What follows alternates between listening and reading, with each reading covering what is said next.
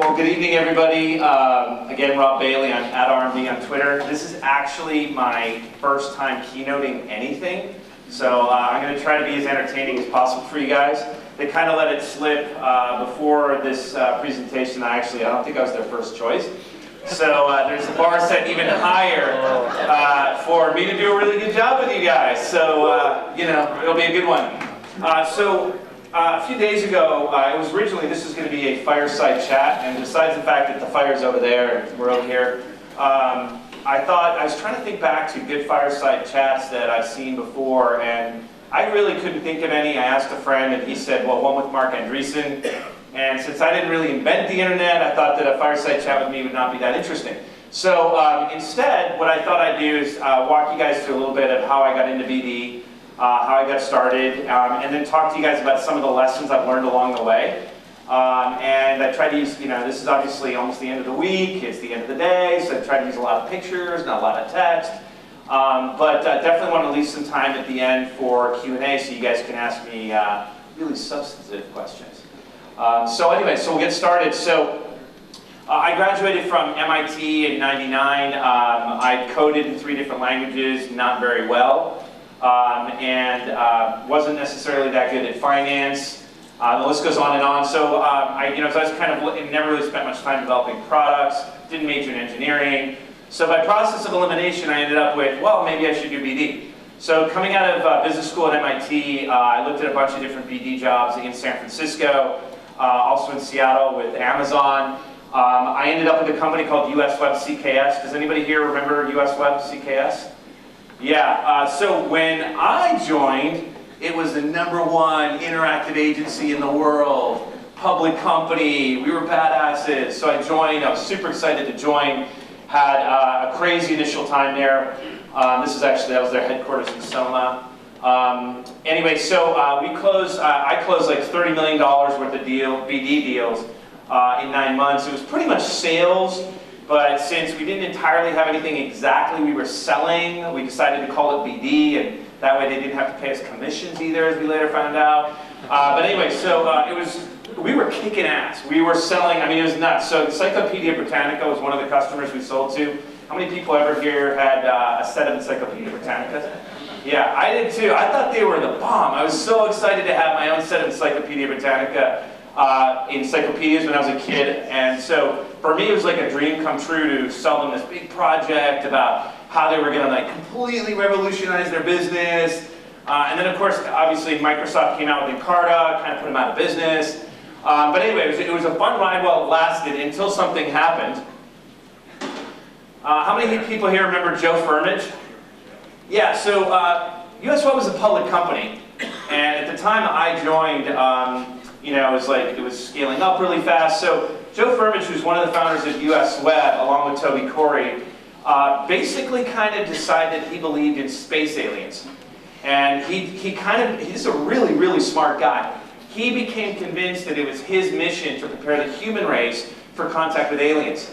So, things started to get a little bit interesting at the company. Obviously, the board decided he was probably not a good CEO anymore. They brought in a guy from Oracle who did a pretty good job for a while, and then the company eventually sold to another company called Whitman Hart, and so all of us left. And my journeys throughout the startup world, doing a bunch of different BD jobs, sort of continued on. I worked at, a company called Concadia, which is a joint venture between Sony and Accenture. Anybody ever hear of Concadia? Yeah, exactly. So I remember the day before my first day, I was excited to start. I went out for drinks with a friend of mine, and he said, joint ventures never work. And I argued with him for like 3 hours. And it's totally going to work. Sony, Accenture, great companies. He was absolutely right. The company failed within a year. I left, and I was there was also a company called eScene, which sold to Inktomi. And then I ended up at Yahoo for quite a while, doing business development there. That was super fun. I was part of a really awesome BD team that graduated some really awesome people. Dave Coe, who went on to, for a while, be Chief Operating Officer over at Zynga. A guy that most people probably don't remember, Jed Stremel, who was basically the initial BD guy in mobile. And I remember he and I used to go out for beers in Palo Alto, and he would talk to me about how Zuckerberg did not believe in mobile, thought that it was a complete waste of time for Facebook. Obviously, fast forward to now, and I think it's one of the big reasons why Facebook beat MySpace. It was definitely, it's kind of fun to remember back to those days. Anyway, let's see, I actually took some time off, ran a vodka company, which ironically is how I ended up at DataSift. Came back into tech, did BD for Simple Geo, and then while I was at Simple Geo, ironically, it was an investor that I talked to while running the vodka, had just invested in a company called DataSift. It was a small 20-person team based in the UK. They asked me to come in. I started off as a consultant. One thing led to another. I came in as CEO. That was in 2011. We were 20 people in Reading. My friends told me I was completely crazy to take this gig. It's actually turned out rather well. We're now almost 100 people. We've raised about 30 million in capital and growing really fast in offices in, I think, 3 different cities. And we're hiring, so definitely check out at datasift.com. We've got a great job section, and we're always looking for awesome BD people. So I think there's a few of them out there. So definitely check out our website. So along the way, I made a lot of really bad choices. I worked at some pretty awful companies, and even at some of the good companies I worked at, I wasn't particularly happy with some of the BD stuff that I did. So as I was thinking about how I could best use the time this evening, what I decided to do is try to impart some lessons that I learned by banging my head against the wall a lot and making really stupid decisions and seeing my friends in business development making stupid decisions so that hopefully you could avoid some of the stupid stuff that I've done before. So what I'm going to do is actually, we'll go to the next slide, is actually just go through 10 business development hacks of things that I learned along the way that hopefully you can learn from so you don't do the stupid stuff that I did. So the first one, ride the wave. I surf, so I thought it'd be kind of fun to start with the surf metaphor. So riding a wave is a lot more fun than swimming. And what this really means is, and this is something that's become incredibly apparent to me at DataSift, which is, and I didn't really think about it as much before, which is thinking, one, about the underlying trends that your company is riding, and in particular, some of the partnerships. At DataSift, we've grown like crazy. We went from, I think, 3 customers to now we've got over 200 major customers in 2 years. And a big reason why we've done that is we're actually a strategic partner of, does anybody know? Twitter. Also work with a ton of other social networks like Tumblr, some other ones soon to be announced. Twitter is growing like crazy. When we first started working with them, they were doing 50 million tweets a day. They're now doing 1 billion every few days and obviously about to go public. So by being attached to a company like Twitter has been really good for us, actually. I remember when we went out for funding last year for our Series B, VCs told us, why do you want to be attached to Twitter and everything like that? And of course, fast forward a year, and they're now IPOing, growing like crazy, really well-run company, and those same people are saying, like, what a great strategy, man, that's awesome. Good work, wow, so much foresight. I think, definitely for us it's been great riding the wave of Twitter. We're now working with Tumblr and a bunch of other social networks. So I think that definitely there are deals that can be really transformative for a company. And so looking for those even really early on in a company is really important to do. And even for Twitter, there's been some deals that have been very transformative. I mean, there's a bunch they've announced in the last few weeks, like Comcast, for example. But one of the biggest deals they did was actually with Apple in terms of getting greater integration into iOS. And that was really, we saw a massive spike after that actually got rolled out. So I think there's definitely ways that you can ride that help.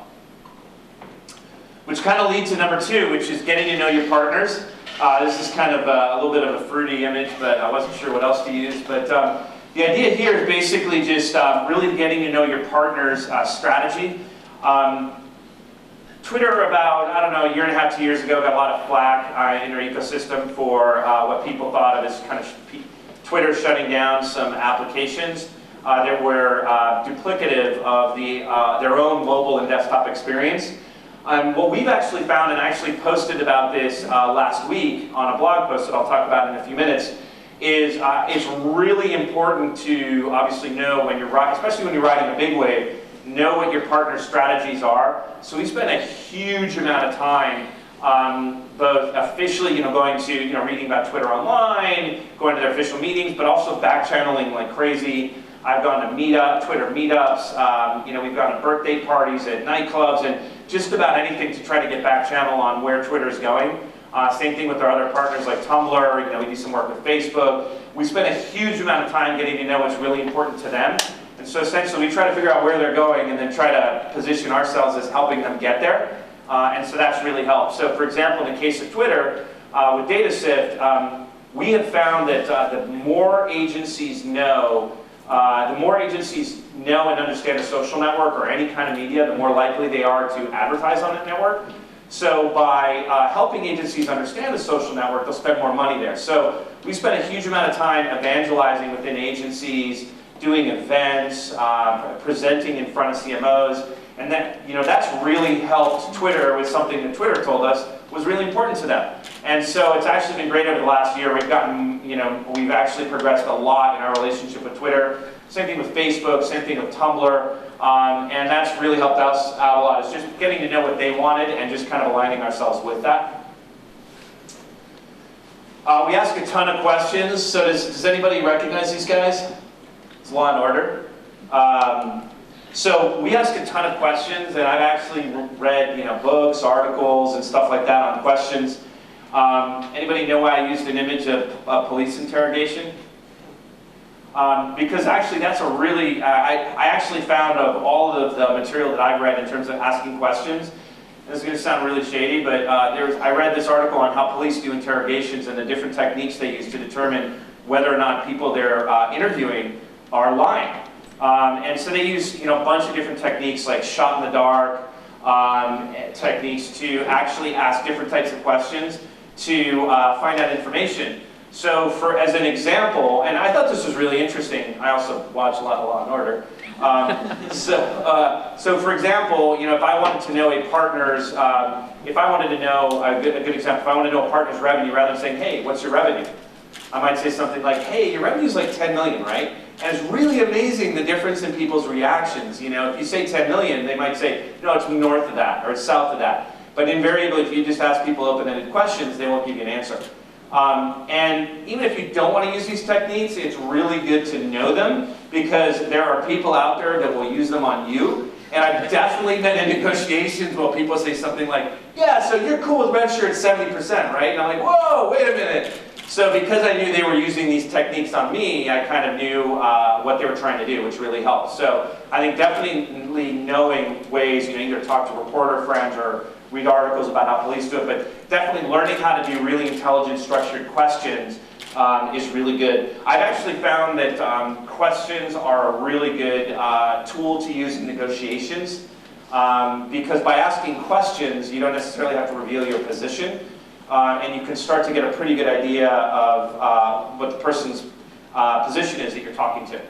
So I ask a ton of questions, and I try to usually go for like a ratio of 2 or 3 to 1 questions I ask versus questions I respond to, and that's really helped out a lot. And it's just amazing what people will tell you when you ask them, especially after some beers. So that's really helped. So something else that I've used quite a bit, obviously I'm biased because I run a company that is a social data platform.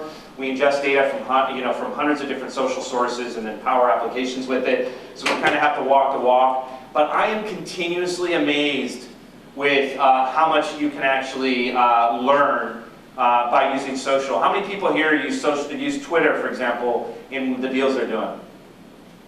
Yeah. Okay, good. There definitely needs to be more of you, and I'll give you some examples of how to use them. How many people here use LinkedIn for deals? All right, there you go, more hands. So LinkedIn's great, but I found that people are very, very guarded about what's on LinkedIn. For me, the most useful things on LinkedIn are probably, one, how many people here have LinkedIn Pro? All of you should have LinkedIn Pro. There's a bunch of really awesome features. Probably my favorite is you can see everybody that's gone to your profile, which is really interesting. So for example, last year when we wanted to know which VCs were actually the most interested in us, I could just check out my LinkedIn profile, see who'd been to my LinkedIn profile, and know which VCs were interested. So for example, if 5 people from a fund had checked out my profile the day before and yet they were saying they were not that interested, I knew they were probably just negotiating with me and positioning. But there's also a ton of other social networks, and so these are 2 good examples. The one on the left is actually from Instagram. and it was actually posted by an investor and our biggest, at the time, our biggest competitor.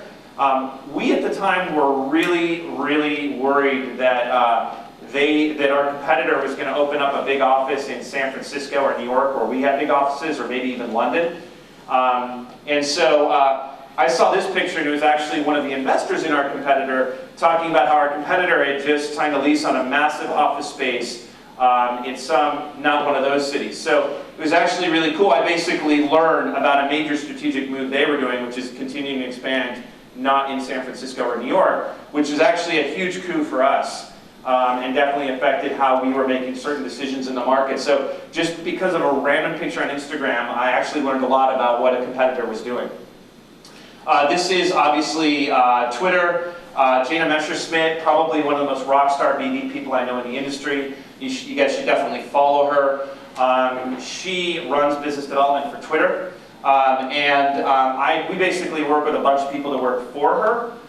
And so by obviously following her on Twitter, I get a pretty good sense for what's important to her, what she's tweeting about. So yesterday, I actually went into a meeting with her, and to kind of break the ice at the beginning, it turns out she would really like the OMTV Raps, kind of random.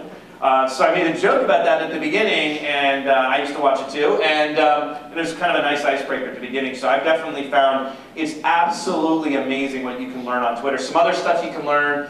One, you can get a pretty good sense by watching who's tweeting at a company, who their customers are, who their partners are. So we pretty aggressively monitor all of this stuff. We monitor on social. We also monitor things like funding announcements, spikes in positive and negative sentiment, and we use all of that to source leads for our sales team, for our partner team. We actually even use Twitter a lot in hiring. So about a year ago, when we first started the hiring process for some BD people, we thought, well, we're a social data platform, so we should really, use our product ourselves for as much as we can. So what we did is we actually set up a filter for people in the Bay Area who had business development in their Twitter profile and at least a certain minimum cloud score. And we ended up with a list of 200 candidates, which we whittled down to, I think, about 15 that we interviewed, and we ended up with some really, really good candidates out of that. So it's really, there's amazing tools out there right now for mining social, and there's some really powerful stuff you can get out of it. On a side note, it's actually kind of funny because has anybody here heard of JobVite? Really cool application.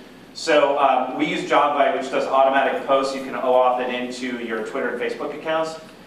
So I have automatic posts that go out to my Twitter account from JobVite about job postings we have. And yeah, it's a little bit annoying for some people that follow me, but the flip side is there's one group that loves it. You know who it is? VCs. So VCs who follow me are constantly seeing that we're hiring. So I've gotten lots of comments from VCs of, hey, when are you guys doing another round? Looks like you guys are hiring like crazy, which actually we are. But it was kind of funny because I would ask them, how do you know that? And they'd say, well, I follow you on Twitter and you keep posting about job recs all the time. So I was actually kind of interesting that you're actually even able to also use Twitter as kind of a signaling tool as well. And so I'm not going to lie, we definitely used Instagram, Twitter, even Facebook to do some subtle messaging to customers and to the investor community as well. So number 5, smart engineers. For how many people out there is one of your best, closest friends an engineer? Good. Especially when I was coming back into tech from having spent a few years out of tech, I was a little bit out of touch. And so I definitely tried to make sure that I spent a lot of time, I'd ask all the smart engineers I knew who the smartest engineers that they knew were. 2 names kept coming up. One was Joe Stump. Obviously I worked with him at Simple Geo, so that was great. Another one was Nick Halstead. He was at the time, founder of TweetMeme and then DataSift. I'd heard a lot about him, so when he was in town, we got in touch, and we actually had probably a 3 or 4 hour product jam session, and we just talked about just cool product ideas and what excited us, and what had excited us about social. Fast forward a few years, and he and I are now running a company together. So I have found that the time I spend just jamming with engineers, especially over beers and pizza late at night in the office, have been probably some of the most productive hours I've ever spent in my career in tech. So I'd really encourage all of you guys to do that. There's There's definitely places that engineers like to go, like Zeitgeist, for example. I found that places BD people go, places engineers go, not overlapping almost at all. And if you wear like what I'm wearing today, they probably won't even talk to you. But I found that, grabbing beers at Zeitgeist and jamming with engineers has been awesome. And I continue to keep in touch with a lot of these guys, and not just engineers, UI people as well.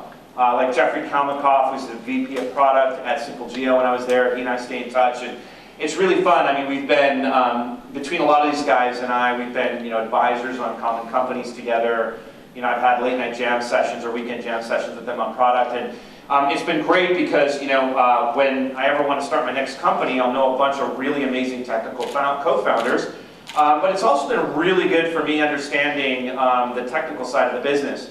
So for example, at DataSift, we really focus on unstructured data, and for a while we were a really big Hadoop shop. And because I spent hours and hours and hours talking to engineers about structured versus unstructured databases and the benefits of Hadoop and HDFS, I knew what they were talking about, and it's helped me do my job a lot better. We now have something like 40 engineers at DataSift out of almost 100 people, and it's really nice that I know what they're talking about. And that's really helped me be a better CEO. And I think even when I was doing BD, by understanding, for example, the problems that the engineers were having with Cassandra, really helped me do deals better. So completely shifting gears from talking about engineers, talk about something a little bit more douchey. Hire an expensive law firm. Why hire an expensive law firm? Anybody know? Get what's paid for. Yes, that's a really good reason. So we actually have, at DataSift, we have two law firms. We have I'm trying to think of a good word for it. Let's call it the Honda law firm and a Rolls-Royce law firm. So most of the time we use the Honda law firm. They're not even in San Francisco. They don't even specialize in tech. They're based in LA. I've actually never seen this guy, and we've probably written them checks for hundreds of thousands of dollars. But they're awesome. They crunch through NDAs. They crunch through customer contracts, etc. They're really good. But for the important stuff, like corporate structuring, really big deals, limitation of liability clauses with major companies like Oracle and SAP, we use Oric. That's actually the building that Oric is in. And it has been incredibly helpful. I remember one time, this was actually at Simple Geo, we've been working on this major partnership for like 6 months. And we were down to one term, and we just could not agree on the term. And it was so frustrating, and it got to the point where after 2 weeks, we literally thought the deal was going to die. And it was like after all this blood, sweat, and tears, and nights and weekends. And so I said, I called up the expensive law firm at the time, not Oric, this is Gunderson. And I said, who is the smartest person in the San Francisco office? Like the most amazing, expensive person you have in your office. And they mentioned the name of a partner, and I said, I want to speak to that partner for like an hour, and I'm going to go over this one deal term with him and a partner on the phone, and we're going to figure it out. And literally, we explained the situation to him, and in like 16 minutes, the guy was like, oh yeah, just do blah, blah, blah. Boom, deal done. So, we probably spent like $2,000 for his 16 minutes, but it was absolutely worth it. One last thing that's been really awesome about Oric in particular, they have beautiful offices in Soma. They have a whole floor of really beautiful conference rooms with view of the Bay Bridge that are always completely empty. So this is actually kind of a trick my friends and I use, which is we use that Oric a lot for meetings. When we really want to impress, when we really want to impress a big customer, when we do our board meetings and we kind of want to get out of the office, we use the Oric offices, and we started using them at first and felt kind of bad about it. But no one's ever using this floor of conference rooms, so we use it all the time. And it's been incredibly helpful for us. So there's kind of a little hack off of this, main hack, which is use your law firm for their conference rooms. We've had meetings in like 3 or 4 different cities. Obviously, Oric is everywhere, and it's been really helpful to use their offices. So, I guess the kind of the side hack on this is always think creatively about every one of your quote-unquote vendors or partners and the value you can get out of them. I never would have expected to get fancy conference rooms out of a law firm, but it's been absolutely awesome. So another hack. This is actually a blog post that I put up like a week and a half ago. Has anybody read it? It's actually a lot more interesting than the title sounds. So A few things. First of all, Twitter, as you guys know, is going into an IPO right now, which means they're in quiet period, which means that they can't talk about themselves very much in the press because they're in their quiet period. So we thought, that's actually probably a good opportunity because there's probably all these things they want to talk about that they can't talk about.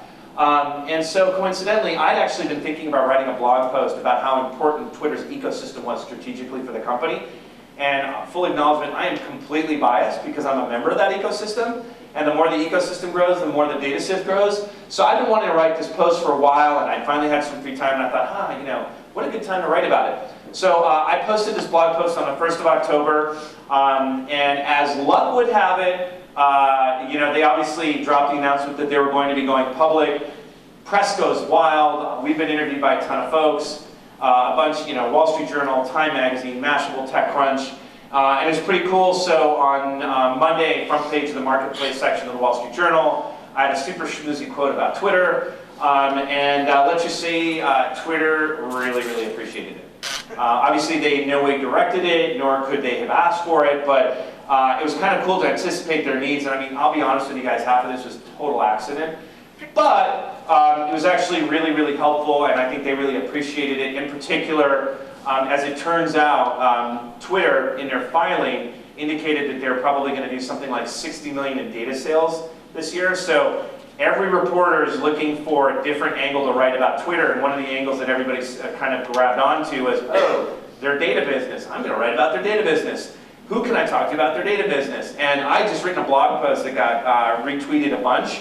And so I got a ton of press attention, and I did so in a way that was totally on message with Twitter, and Twitter really appreciated it. So I think after all the things we've done and the millions of dollars worth of checks that we've written to Twitter, this is probably one of the things that they appreciated the most.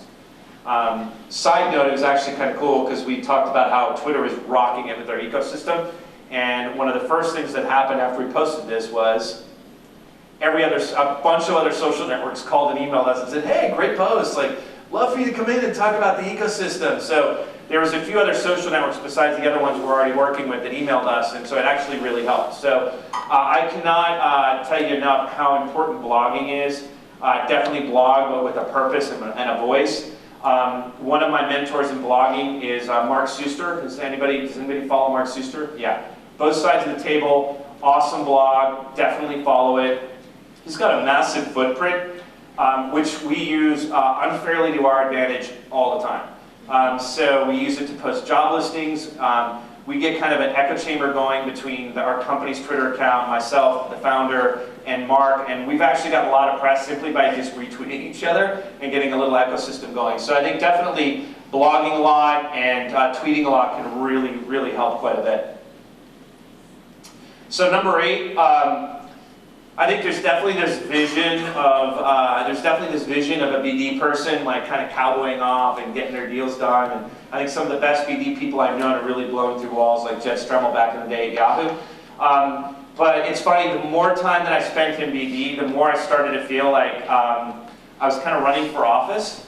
And so I found that the best deals that I did, as measured by success after the deal was inked, was actually ones where I spent a huge amount of time with engineering, product, legal, office manager. I mean, absolutely everybody, got really everybody on board about the deal, why we were doing it. I would even, when I would do the big deals, for example, Simple Geo, I would literally sit down and do very detailed technical reviews with the engineering team on feasibility of every aspect of what we were agreeing to do with the partner. And that actually helped a lot. So it wasn't like the deal would close and somebody's like, hey, engineering, guess what? Here's a deal.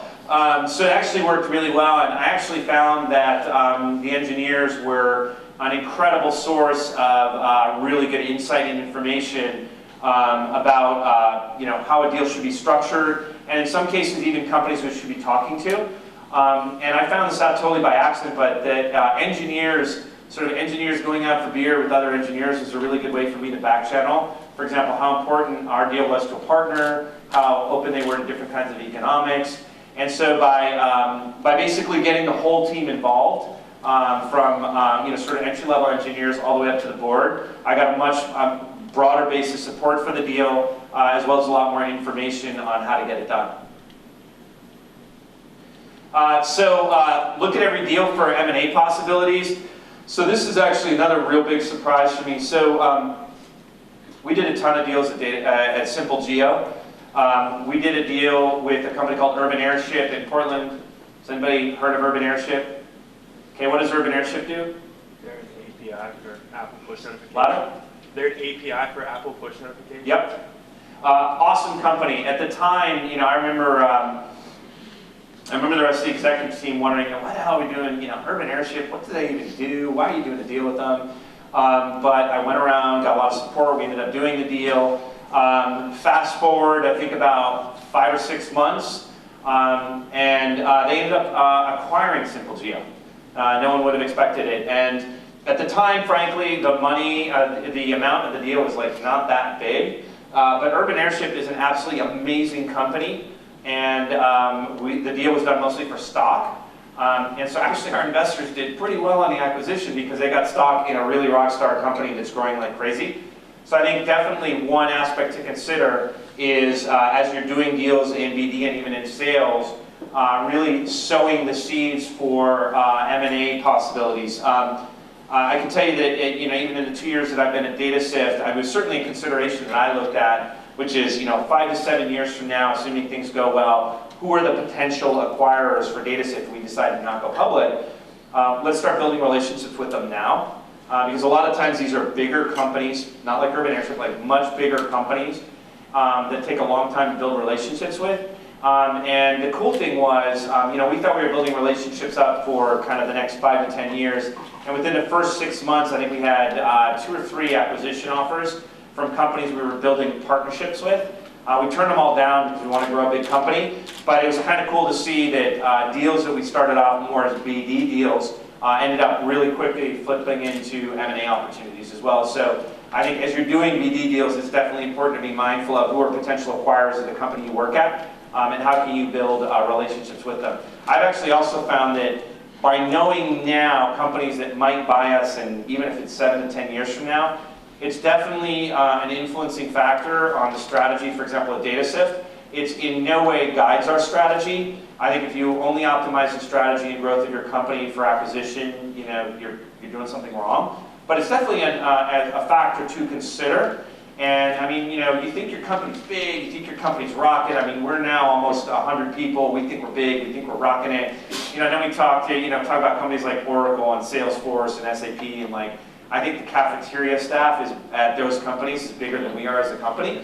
But it's good to know kind of where they're going, what's important to them, what their pain points are, because that's, I think has already helped us in terms of doing deals and could help us in the long term. And then the last tip that I'll give, and this is super important as well, which is have fun. Incredibly important. You think it's stupidly obvious, but you work really long hours, and I think sometimes it's easy to forget that we're doing what we love. We're working with really smart people. It's been really amazing for me to do deals with companies and then see how 50 agencies started working with something that we built. I think we're really lucky and privileged to be doing something really cool. I think it's important to remember that. And I mean, I'll also say that when I think about prioritizing companies that DataSift is going to partner with, and when I'm giving guidance to the BD team, I'm not going to lie. One of the things that we look at is do we like this company? We're going to end up probably spending a lot of time with a partner, whether it's a technology partner or a distribution partner. And finally, it's really important for us to like them. I know there's a company in the social monitoring space that has some amazing technology, and I'm going to be very vague here. They have some amazing technology, but they're just such a pain in the neck to work with.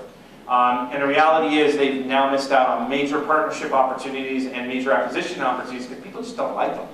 And I know it sounds kind of a little bit third grade to say, but the reality is I found that whether in getting deals done between companies of similar sizes, or even big companies and smaller companies, personal chemistry is actually really, really important. When I look at the best deals that I feel like I have done, it's been where I've really gotten to know people on the other side. We've had fun together. With some of the folks at Twitter or Facebook, I've just gone out and grabbed drinks or tea, or gone for a run with them and not talked about business at all. And I think by having some fun with them and building up a personal relationship, it's actually created a much better foundation for building business together. So anyway, so these are 10 of the hacks that I have, that I kind of thought up sort of in the last few days and tried to put some fun pictures to. But wanted to actually open it up to questions if we have time. Yeah, we have like 10, 15 minutes, and why don't you wait for me to give you the microphone so everyone can hear. Who's got some questions? Crickets, all right. Go Joey.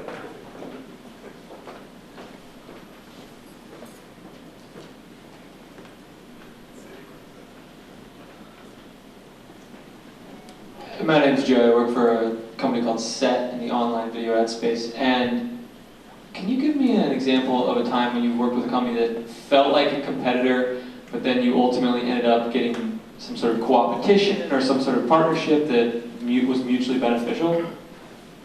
Yeah, I like to call them frenemy deals.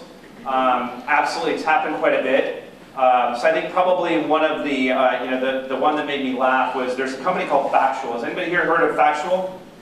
Awesome big data company based in LA. At the time I was at Simple Geo doing deals, we thought one of the things that we wanted to do is have our own Places database that was available through an API that would plug into mobile apps that people could call on. So we started building our own Places database, and I have to tell you guys, that was a terrible strategy. It was really stupid. Foursquare was already offering its own very high quality Places database for free through its API. So the idea that we were going to offer a Places database without the crowdsourcing updating component and charge for it was kind of ludicrous. And so I probably spent about 3 or 4 months convincing the rest of the executive team and the board that us building our own Places database was a really bad idea. So we did a deal with Factual where we essentially outsourced all of the development of the Places database to Factual so that we could focus on some other products, in particular some some geo-polygon oriented products that we were doing and some other stuff that was more advertising oriented. And it worked really well. I think it was a really good decision. It saved us money. It was a really weird negotiation because we've been competing very aggressively on Places. And frankly, at the end of the day, it really came down to me just getting to know their BD guy and their CMO/COO/ right hand of the founder, Elad Gil. We happened to meet at a conference and then became friends, and it was really, that's how the deal got done. So it was really sort of a, hey, let's just go out and grab beers, get to know each other a little bit, be open about strategy, and that's what ended up leading to the deal. So it was really fun because we started out aggressively competing with each other. Some of our team used to talk smack about them in the marketplace, and we ended up as friends, and they're some of my closest friends now. Hi, I'm Jose Plen, Powerlytics, we're a data company. And we've entered into a couple strategic relationships, kind of biz dev type deals, with some consulting, kind of accounting consulting companies. And we've noticed that kind of often a herd type behavior, that if one has something, the others want to kind of follow suit and also have that. Can you talk a little about that when you make deals, or the process of making deals with competitors of those you already have deals with? So I think there's 2 components there. One is getting the initial momentum. And so what we found is once you get anchor deals within a space, if you create a perception that people are losing out by not doing a deal with you, it'll almost override the fact you're working with multiple competitors. So I think the first one is really creating a lot of buzz and perception that people really have to do a deal with you.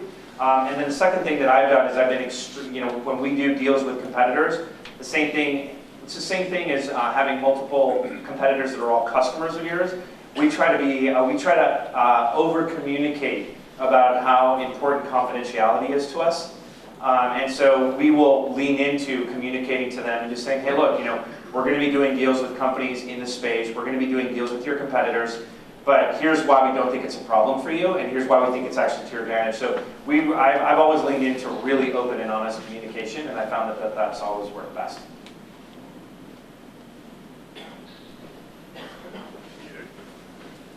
Thank you. Could you please comment on the thought process in hacking new business terms when an established model, partnership model may not exist? Because a lot of stuff we're doing is kind of new in this space. Yeah. Happens all the time. It's probably one of the most common things we do. So what I usually do, I actually try to come up with deal terms last, and I really focus on the exchange of value first. I think there's definitely a school of thought on negotiating terms where people try to do asymmetric deals, and if there isn't defined deal terms, do something that's massively advantageous to one side. I believe, Texas small industry, we're all going to run into each other again, and so screwing somebody over on a deal is, frankly, I think, not right. So I always try to structure deals so that both sides win, and I try to align incentives. So, for example, I prefer to pay revenue shares instead of revenue guarantees. And I think there's a lot of ways you can kind of try to align incentives as much as possible in the deal terms. The other thing I do, frankly, is I'll look for analogous deals in other sectors. So, for example, if I'm looking at a content licensing deal at DataSift, I'll talk to people that have done content licensing in other areas to get general deal structures on terms. And then on the rev shares, how do you verify that, or what kind of process do you have for tracking, auditing, and all that stuff? So two different parts. One is how you get to the levels. What I typically shoot for in rev share, there's a famous quote in deals, which came from, I think it was Ari Emanuel, who said that fair is where you end up. But I actually try to structure out of the gate revenue share that I believe is representative of the value that is being exchanged. So if I feel like a partner is bringing, 70% of the, roughly 70% of the value to the table, then that's where I'll try to end up on the rev share, or 90% or 20%. So I will tie it to that. I don't know. I mean, frankly, when I'm doing deals, I want to get the deals done. And this is a bit of my bias, from having spent 4 years at Yahoo, where I felt like they over-optimized on things like rev share at the expense of getting deals done. I just try to get deals done, and for me, the most important thing is getting a deal done quickly, and then starting to work together and building a working relationship together. I think sometimes people over-optimize on deal terms. So what we do is we focus on getting the rev share done. I mean, that doesn't mean you should agree to bad rev share, but I just try to get it done and get moving, because especially when a deal's starting, it's all meaningless. Like 70% of zero is still zero, or 80% or 20%. The important thing is to just get the deal done.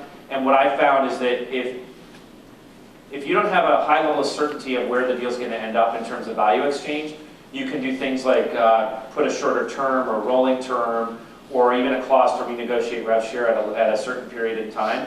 And I found generally over time, revenue shares, even if they start out unequal, will generally, it's like water seeks its own level. Things like rev share and term will usually kind of eventually get to a fair point if you're in a good working relationship with a partner. Good stuff. Maybe two more. Yes, sir. So if I understood your leadership story? This means it's going to be a really tough question. If I understood you correctly. We're off by a fraction of a percent. Yeah. So it seemed, if I understood, they were very small, approached you guys for a BD deal, and you entered an acquisition, correct?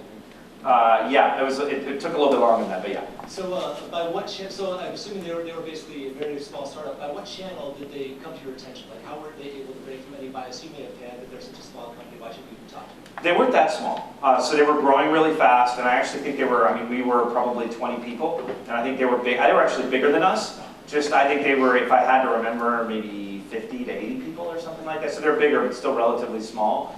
They'd actually heard about us, if I remember correctly, I think it was inbound, where they approached us. Because it wasn't exactly a use case we were thinking of. So my question was by what channel? Did they do it by LinkedIn? Did they tweet at you? Or how did they? I think they came to one of our events. I mean, one of the things that we've done, so for example, at DataSift, we probably have 50,000 people that come to our website every month. We have hundreds of people that sign up for test accounts. So how many people here have gotten a cold call? Yeah, how many people absolutely freaking hate cold calls? Now, I hate them. And so one of my goals with DataSift is that we never do a cold call, almost never. Occasionally if we see some company in our space and they just raised $50 million, we might send them a bottle of whiskey and say, hey, you'd love to talk sometime. But it usually will come from me, not a salesperson. But at Simple Geo, I learned a lot about stuff you can do in terms of outreach to create a lot of inbound interaction. And I think for me, there's an article that came out like a year or two ago about the new form of BD and how BD was changing. And there's this classic view of BD as more like you're the guy that gets the deal done. But I think for me, BD today, a big part of it is actually almost like building the business, demand generation. So it's things like being really active on social channels. I think doing a lot of events. Simple Geo used to do a ton of developer-oriented events. I think we even did I think we hosted some hackathons up in Portland, and that might have actually been how they first heard about DataSift. So doing tons of events, being out in the marketplace a lot actually makes a really big difference.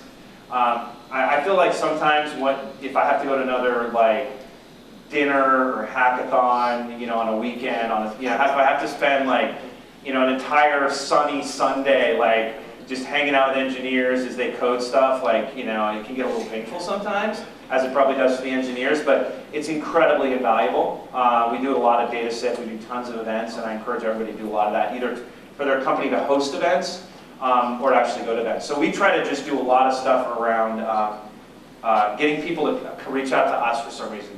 Some other things work really well. Blog posts and white papers work extremely well. So if you're thinking, well, okay, these 30 companies, I really want these 30 companies to call me. We do that all the time. So we think, okay, what do those 30 companies want to hear about? So like if we want a bunch of companies in customer service to reach out to us, let's do a blog post about it. The other thing we do is webinars, and that's been really awesome. So we'll find, let's say if we have a target list of 50 companies that we want to call us, we'll think, who would they be really interested in hearing about? So for example, turns out a lot of people like listening to Guy Kawasaki speak. So as it turns out, he's an investor in our company, an investor in DataSift. So we did a webinar with Guy Kawasaki. We had like 400 companies sign up. So we found that webinars, they're incredibly cheap, incredibly easy, cost effective for people that are attending them as well. They can kind of continue working while they're listening to you. So I found that there's a whole bunch of different stuff that you can do to get the inbound interest, so you don't ever have to do cold calls. Because I hate getting cold calls, and I don't want us to ever do them. Let me throw a quick one in, and then we'll take one more from the audience. You clearly have a strong partnership with Twitter. I love the anecdotes and the back channeling and everything you've done to build this deal with Twitter.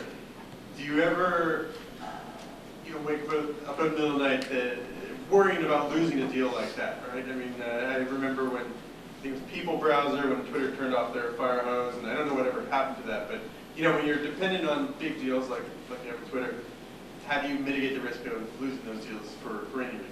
So we have a pretty long-term partnership with Twitter. So it's not something that keeps me up at night, but we take I like to call it the Eddie Murphy approach. Has anybody ever watched Eddie Murphy perform? When he says, what have you done for me lately? So it's like, so that's kind of the way I look at it. Every day we wake up, and not just Twitter, but every one of our partners, I always think like, what have we done for them lately? Are they feeling the love? Are we helping them? Are they, really loving us? Is there something awesome we've done for them in the last month? Do we know what their strategies are? Do we know where they're going? What are their pain points? And I think actually a better question, or a sort of a follow-on question to your question is, rather than being kept up at night by losing a partner, we spend a huge amount of time wondering what keeps them up at night. So we're constantly asking ourselves, what keeps Tumblr up at night? What keeps Facebook up at night? What's on Pinterest mind? Like what's freaking out the Pinterest board and stuff like that? What does LinkedIn care about? What does Weibo care about? So by worrying a lot about what keeps them up at night and working really hard to try to help them solve that, I actually sleep really easy. That could be another hack, the Eddie Murphy approach. I love that. Yeah, I wasn't going to exactly, but what have you done for me lately? So, is that coming to America? Actually, you might be right. All right, who's got one more good one? You're the final. All right, Mike. Pressure's on here. Well, this is an easy one. This is Mike from Yelp, and it might be some of these events and things you talked about, but I'm curious if it's all personal referrals. Out of the last 10 or 20 BD people you hired, where do they actually come from? Like, what's the majority best source, especially the good ones? I don't know if I've hired that many in the last few years. I would say I'd say probably mostly personal referrals. I think it's extremely important to be out there. Does anybody here know Matt Van Horn? Yeah, runs business at Path. He's awesome. I would definitely maybe search for him on YouTube. He might have some of his talks there. But he is He'll be speaking at December 12th, Startup BD #2. Thanks for the tee up on that. No, that really wasn't staged. So Matt Van Horn's awesome. He's probably one of the best guys about building networks. I think he's spoken at South by Southwest about this. You should actually look up Matt Van Horn at South by Southwest because he has a massively inappropriate title for his talk about this. So Matt's awesome on this, and I think he also recommends a book, which is Never Eat Lunch Alone. But I think you should constantly be building your network, because it is massive. It is really hard to determine when you're going to need it. So for example, I'm at DataSift because I happen to have a relationship with one of the investors that I knew from when I was trying to raise money for a vodka company. It makes no sense. And from product jam session I did with Nick just because I thought he was smart. And I found that there's a ton of those kind of non-linear ones. I think the more you put your feelers out there and build relationships up, the better. Our head of client services is a personal friend of mine. I've done some investing with one of his friends, and so we just kind of happen to know each other socially. So I would highly recommend all of you guys to constantly be building your networks, constantly be meeting new people, going to events, pushing yourself out of the comfort zone, going to Zeitgeist, going to networking events, getting involved in charity. As an example, I was one BD person that we're looking at. Has anybody here heard of Free Fit SF? It's this group on Facebook. Yeah, it's a group on Facebook that some friends of mine organize where we just get together and we do things like Line Street Stairs at 6 or 7 in the morning. And I've actually found some potential candidates that I would hire out of Free Fit SF. So I'm constantly doing lots of different stuff, and it's been a great way to build my network and find people to hire. So I would say probably mostly personal network, but not necessarily my close friends. So I think it's really important to always, especially as BD people, get outside of your comfort zone and meet new people. And I think in particular, South by Southwest. Definitely do South by Southwest, and I think there's a bunch of other conferences coming up.